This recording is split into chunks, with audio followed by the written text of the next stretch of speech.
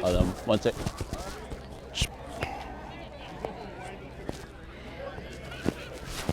Can you hear me? Oh, you on the? Is it all good? Yeah. Just give me a hello. Who you are? 111111111. Okay. 3, 2.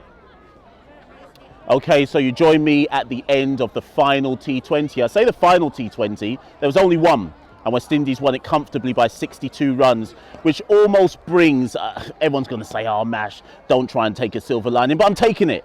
We came here and we said we've got to leave with something. We've got to leave this UK and Ireland tour with something, and we've done it. A comfortable victory by 62 runs, led straight at the top by Evan Lewis and Shai Hope, opening. I can't actually remember how big the stand was at the beginning, but they set the tone at the very beginning. First couple of overs, quite sedate, and then once they exploded, they really took the game away from Ireland. Got my phone in front of me. Evan Lewis, 91 from 44 balls. A welcome return to form after a stodgy few innings where people started to question him a little bit. Sixes were flying out of the ground. Evan Lewis himself hit 8 of them, 7 fours, 8 sixes. Shai Hope, 4 fours and 6, get that right. 4 fours and 4 sixes, and really and truly at the halfway stage I think West Indies was something along the lines of 130 odd for one, and really Ireland had to work really hard to bring the game back, and they simply couldn't. Yes, when Hope went, Rovman went shortly afterwards, Shimron went shortly after that, but Casey Carty 49 from 22 balls, Jason Holder 18 from 13, and then even at the back end Romario Shepherd 19 from 6. And once that 2-5-6 for 5 was on the board, it's scoreboard pressure. And listen, there's few teams in the world that will see 2-5-6 for 5 and say you're going to chase that down. You can look around.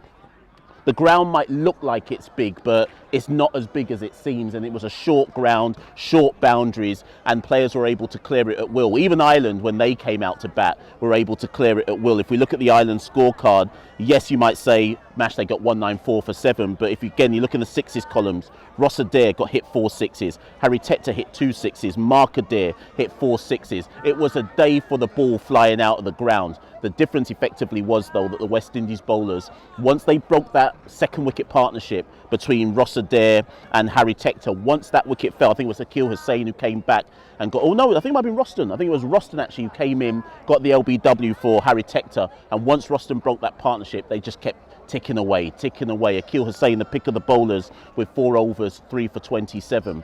We don't want to jump to conclusions, though. The easy thing to do as a West Indian fan is say, "Yo, West Indies are back, we're up." We certainly celebrate the victory. It's certainly a good victory, and it feels good to end the tour on a high. And hopefully, I mean, Darren Sammy's back in the Caribbean getting ready for that test series against Australia, but hopefully they've learned a few things here. For example, Shai Hope opened. That's interesting. For the longest while, it's been Brandon King and Evan Lewis at the top. We saw Johnson Charles and Evan Lewis at the top. Did they see something today with Shai Hope opening? So there's a few little bits and pieces there where they might say, hold on, is it worth moving Shai Hope back to the top again? But let's not rush to like big conclusions. Let's just celebrate the victory. West Indies win by 62 runs. Great to be here at Breedy. Is it Breedy or is it Brady? I'm listening to Simon right now, who's in it's Breedy. But how Breedy? So you know, we're here in Breedy. Great day, and I'm going to ask Simon, if you just pan to the back, you'll see some of the West Indian fans. You don't need to see me. You can see some of the West Indian fans there. They've come out in their numbers as usual. Don't ever discount the diaspora fans. They love to come out. They love to celebrate. They love to support the West Indies. And that's me. A final conclusion to what has been a long tour. We started in Ireland, in Dublin. We came to England. We've come to Northern Ireland, and I can finally rest. West Indies are back.